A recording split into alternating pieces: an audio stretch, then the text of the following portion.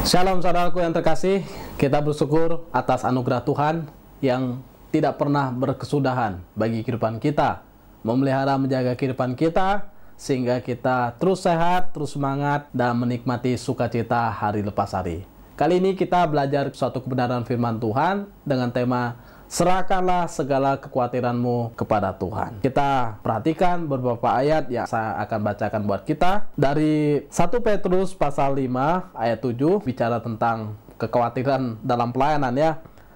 Serahkanlah segala kekhawatiranmu kepadanya, sebab ia yang memelihara kamu. Kemudian dari Mazmur 55 ayat 23, ini kekhawatiran terhadap perlakuan musuh. Serahkanlah kekhawatiranmu pada Tuhan, maka Ia akan memelihara engkau. Tidak untuk selama-lamanya dibiarkannya orang benar itu goyah. Lalu Matius 6, 25-34, kita sering dengar tentang hal ini. Itu bicara tentang jangan khawatir akan apa yang hendak kita makan, apa yang hendak kita minum, hendak kita pakai. Karena kita melebihi burung-burung yang di udara. Burung-burung saja Tuhan pelihara, bagaimana Tuhan tidak akan memelihara orang-orang kesayangannya, yaitu Anda dan saya. Karena kita anak-anak Tuhan, orang yang diciptakan dalam gambar dan rupa Allah sendiri. Kenapa Tuhan menciptakan manusia di hari yang ke-6? Karena Tuhan menyediakan dulu apa yang kita perlukan. Di manakah kita akan menginjak kalau kita diciptakan di hari yang pertama? Nah, jadi Tuhan ciptakan dulu semua. Langit, bumi, lautan, daratan, burung-burung, matahari, dan semua. Tuhan ciptakan semua fasilitas yang manusia perlukan, sehingga manusia bisa tinggal, ada kebutuhan makan dan minum, dan manusia boleh hidup. Jadi Tuhan tahu, jangan khawatir, karena kekhawatiran itu tidak akan menambah sehasta saja pada jalan kehidupan kita. Ya memang sedetik pun nggak bisa kita tambah. Maka sehebat-hebat apapun kita punya uang, kita tidak bisa menambah perjalanan kehidupan kita. Oh Tuhan, saya mau tambah lagi, sedikit lagi Tuhan, setahun saja. Cukup, kata Tuhan. Atau Tuhan berkata, jangankan 1 tahun, 15 tahun atau 10 tahun lagi atau 20 tahun lagi Tuhan akan kasih. Karena memang manusia tidak berdaya menambah dan mengurangi. Kita mau cepat-cepat mati, Tuhan bilang jangan dulu, karena ada tugas. Nah, saya pernah ketemu dengan seorang ibu, dia minta didoakan supaya cepat pergi. Dia sudah sangat siap ketemu dengan Tuhan. Ternyata Tuhan belum siap ketemu dengan dia. Yang pasti bahwa ada orang cepat-cepat pengen mati, Tuhan berkata jangan dulu lah. Masih ada tugas, melayani keluarga, anak, cucu, mantu, atau melayani di gereja, atau yang lain, tugas-tugas yang lain. Tapi ada orang pengen panjang umur, kita doakan, ternyata Tuhan sepertinya terlalu cepat memanggil dia. Maka dalam takaran manusia ada yang terlalu cepat, terlalu lambat. Padahal bagi Tuhan, timingnya pas. Kita harus ingat ya, waktu kita berdoa itu, jawabannya ada 3. Ya, artinya kita menerima, itu tepat, seperti kebaikan Tuhan, maksud Tuhan, kedaulatan Tuhan di dalamnya. Tidak, artinya ya memang itu kehendak Tuhan. Tunggu dulu, ya tunggu waktu Tuhan. Jadi jawaban doa itu tidak seperti yang kita mau, sehingga kita berpikir terlalu cepat atau terlalu lambat. Tapi seperti yang Tuhan mau. Ingat, kita harus mengingat bahwa kita tidak perlu khawatir dalam kehidupan kita. Entah panjang umur, entah pendek umur, entah makan ini, entah makan itu, memakai ini dan memakai itu. Karena seringkali kita berpikir tentang makanan, pakaian, bahkan kehidupan. Umur kita, khawatir. Jadi orang seringkali berpikir bahwa dengan dia bisa panjang umur, dia bisa makan minum, dia bisa punya pakaian, serasa lebih safety hidupnya. Dia lebih aman. Padahal yang membuat kita aman adalah bagaimana kita menaruh hidup dalam tangan Tuhan. Jadi taruhlah hidup kita dalam tangan Tuhan, hidup kita aman. Kalau makan, lihat burung. Burung makan ya, pasti manusia makan, asal manusia bekerja. Jadi ada orang berkata bahwa Tuhan memberi kita makan sama seperti dalam firman Tuhan memberi roti pada waktu tidur. Dia lupa ada ayat yang berkata, meskipun orang itu berjerilah sepanjang hari, tetapi Tuhan memberi makan pada waktu tidur. Maksudnya apa? Bukan maksudnya jangan bekerja, tidak usah bekerja, atau tidak usah kerja keras. Tidak. Artinya, meskipun kamu kerja keras, toh berkat itu datang daripada Tuhan. Tuhan juga yang mendatangkan rezeki. Jangan dibolak-balik dong pemahaman firman Tuhan. Kembali lagi kepada maksud firman Tuhan itu. Kamu harus tetap bekerja, tapi ingat, berkat itu datang daripada Tuhan. Roti itu Tuhan siapkan waktu kita masih tidur. Artinya, meskipun kita kadang-kadang tidak berdaya, Tuhan tetap sediakan, pelihara. Jadi kita lebih agung daripada burung-burung itu. Kita bisa bekerja lebih baik daripada burung-burung itu. Dan dalam bagian ini kita diingatkan lagi bahwa sehebat-hebatnya manusia makan ya, paling kita makan 3 kali dalam satu hari. Ada orang yang karena kondisi 1 kali atau 2 kali. Tapi yang pasti belum pernah orang sampai, kalau dia rajin ya, sampai tidak makan. Ya, dia bisa menanam kalau ada tanah. Dia bisa bekerja dengan caranya. Ya, kalau tidak makan, berarti pertanyaannya, orang di sekitar kita bagaimana tanggung jawabnya? Berarti ada orang-orang di sekitar kita yang juga dititipkan Tuhan berkat yang tidak bertanggung jawab. Nah, maka kita yang punya ya, harus mau berbagi juga kepada orang yang tidak punya. Jadi jangan sampai melihat orang kelaparan menderita, padahal dia orang yang sangat rajin. Ya, berilah dia pekerjaan, berilah dia makanan. Nah, jangan khawatir juga tentang pakaian. Kita pakaian 1 lembar kita gunakan. Ya, syukur-syukur ada gantinya. Bahkan ada orang numpuk pakaian di lemari. Ya, tolonglah berbagi kepada orang yang membutuhkan. Nah, jangan sampai kita sendiri pusing mau menggunakan pakaian, sudah terbaru terus, kita terus beli, lalu kita khawatir lagi. Apa yang kita khawatirkan kalau banyak pakaian kita? Kecuali kita tidak punya pakaian. Nah, saya rasa tidak ada satu orang pun di kita yang tidak punya pakaian. Kuncinya adalah jangan khawatir. Bersyukurlah pada Tuhan atas berkat yang Tuhan berikan pada kita. Kalaupun tidak ada untuk sekarang ini, kita kerja, nanti Tuhan yang memberikan berkat kepada kita. Maka dalam bagian ini, serahkanlah segala kekhawatiranmu padanya, sebab Ia yang memelihara kamu. Kita sebagai orang percaya harus mengingat, sehebat apapun kita, jangan pernah kita bersandar pada kekuatan diri. Kemudian, jangan pernah kita khawatir. Sebab Ia yang memelihara kamu. Ia itu Allah, pencipta kita, pemelihara kita, penyelamat kita, pemilik hidup kita. Dia memelihara kehidupan kita. Dan itu termasuk pada pelayan-pelayan Tuhan. Kenapa tadi saya kategorikan 1 Petrus 5 ayat 7 ini tentang pelayanan? Ya, memang bicara tentang pelayanan pengembalaan. Artinya semua anak-anak Tuhan yang melayani Tuhan, mereka dipelihara oleh Tuhan. Kemudian, serahkanlah khawatirmu pada Tuhan, maka Ia akan memelihara engkau.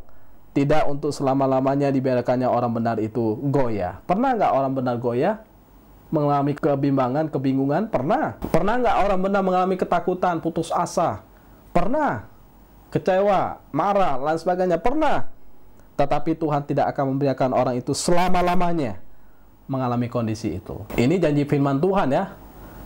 Jadi kita menemukan banyak kisah-kisah orang mengalami pertolongan Tuhan, penghiburan daripada Tuhan, kekuatan daripada Tuhan, yang mungkin waktunya tidak pas. Tapi Tuhan menghibur, menolong mereka.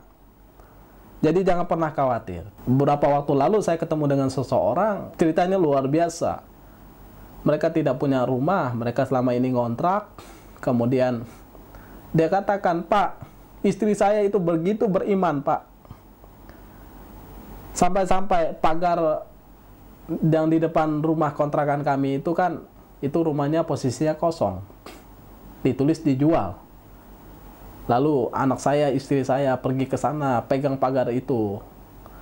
Tuhan, biarlah Tuhan memberikan rumah ini kepada kami, dan Tuhan memberkatinya supaya suatu saat menjadi milik kami." Lalu doa dengan sungguh-sungguh pegang pagar. Uangnya belum ada, tapi mereka dengan imannya, mereka memohon pada Tuhan. Oh, dengan sungguh-sungguh.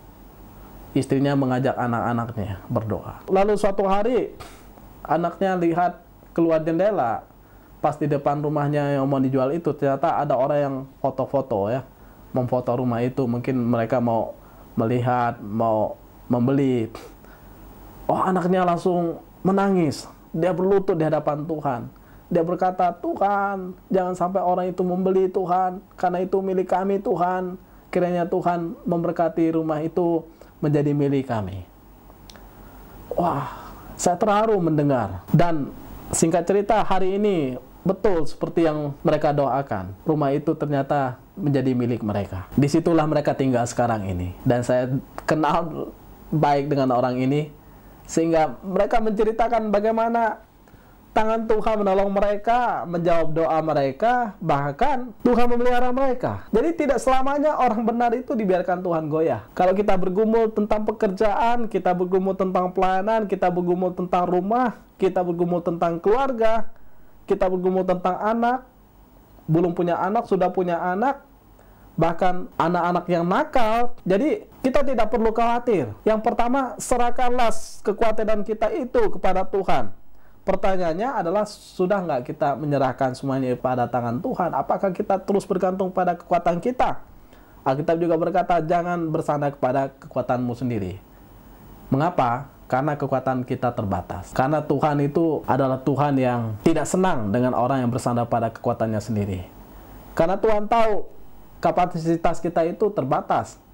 Kita perlu bergantung pada Dia yang tidak terbatas. Dan bahkan Tuhan berkata, terkutuklah orang yang mengandalkan kekuatannya sendiri. Karena mereka berarti tidak menganggap Tuhan sebagai Tuhan, tidak percaya kepada Tuhan. Nah, bisnis kita adalah berserahlah pada Tuhan. Berserah itu sama seperti kita meletakkan barang belian kita pada timbangan. Ya, kita letakkan di situ dengan bobotnya. Kita percaya bahwa beratnya seperti itu. Lalu kita membeli kan, itu berserah, percaya kepada tukang timbangan itu. Jadi berserah itu membutuhkan suatu kekuatan, suatu iman, bahkan suatu harapan, suatu kasih kepada Dia. Karena Tuhanlah yang memelihara, dan tidak selama-lamanya orang benar itu dibiarkan goyah. Maka jangan khawatir ya, kita mempunyai Allah. Serahkanlah kekhawatiran kita pada Tuhan, Dia memelihara kita. Ingat nggak, siapa yang pelihara kita dulu? Waktu kita mengalami sulit, waktu kita merasa putus asa, kecewa, jalan buntu, mustahil, siapa yang membawa kita keluar dari situ? Tuhan. Sama seperti bangsa Israel kan, siapa bawa mereka keluar daripada perbudakan Mesir yang sudah ratusan tahun itu? Tuhan. Siapa yang membawa mereka keluar sehingga bisa terbelah laut Tabrau? Bagi manusia mustahil.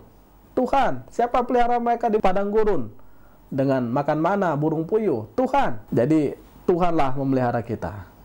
Kebanyakan kita terlalu menguras pemikiran kita tentang kekhawatiran dan melupakan tentang pemeliharaan Tuhan dalam kehidupan kita. Setiap saat, setiap waktu, bahkan kemarin, hari ini, masa depan kita. Maka letakkan hidup kita dalam tangan Tuhan. Kalau Tuhan memelihara, maka apa yang membuat kita khawatir dan takut? Mengapa kita harus khawatir, gentar? Mengapa kita terlalu berlebihan terhadap kehidupan kita? Jadi kerjakanlah yang bisa kita kerjakan dengan maksimal. Selebihnya serahkan semuanya itu pada Tuhan. Jadi kalau kita bicara tentang menyerahkan hidup kita pada Tuhan, ya memang perlu kerendahan hati. Karena itu rendahkanlah dirimu di bawah tangan Tuhan yang kuat. Alkitab juga berkata, supaya kamu ditinggikannya pada waktunya. Serahkanlah segala kekhawatiranmu kepadanya, sebab Ia memelihara kamu. Itu dari 1 Petrus 5, 6 ayat 7. Alkitab juga berkata, siapa yang merendahkan diri akan ditinggikan, siapa meninggikan diri akan direndahkan. Kalau kita meninggikan diri, Tuhan rendahkan. Tapi kalau kita merendahkan diri, Tuhan tinggikan.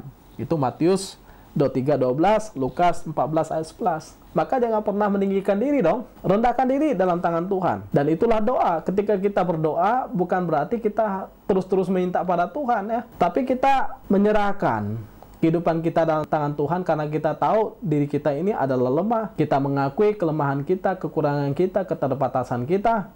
Tetapi kita mengakui kebesaran, kemuliaan, kehebatan, kekuasaan tangan Tuhan. Kita mau merendahkan diri. Sama seperti seorang anak meletakkan dirinya di dalam gendongan ibunya. Oh, dia tahu bahwa ibunya begitu mengasihi dia. Dia tahu bahwa dia adalah orang yang terbatas. Dia tahu dia adalah orang yang lemah. Dia tahu bahwa mamanya begitu kuat, orang tuanya begitu luar biasa, dan orang tua tidak pernah melakukan kejahatan, bahkan menginginkan hal-hal yang buruk, hal-hal yang jahat terhadap anaknya. Jadi kita tahu bahwa Allah tidak pernah menginginkan hal-hal yang buruk, hal-hal yang jahat terhadap kehidupan kita. Maka kita harus merendahkan diri di tangan Tuhan yang kuat, maka Tuhan akan meninggikan kita. Yuk kita merendahkan diri pada Tuhan. Saya akan tutup bagian firman Tuhan ini dengan kisah Fransiskus dari Assisi. Dia seorang santo abad yang ke-13. Ia sangat terkenal dengan gaya hidupnya yang sederhana dan kasihnya yang luar biasa mendalam bagi orang-orang miskin. Dikatakan ia mendirikan ordo Fransiskan yang memperbaiki banyak chapel di Italia dan membantu banyak sekali orang miskin. Ya memang tak terhitung banyaknya karena dia adalah orang yang penuh kemurahan hati, begitu peduli dengan orang lain. Tetapi yang tidak diketahui oleh banyak orang bahwa sebagian besar hidupnya ia pergunakan bukan dengan berbuat baik, tetapi dengan berdoa. Menarik ya, seorang Fransiskus selama ini kita kenal dengan doanya, Tuhan, hadirkan saya pembawa damai, di mana tidak ada kedamaian, di mana ada kebencian, dan lain sebagainya. Tetapi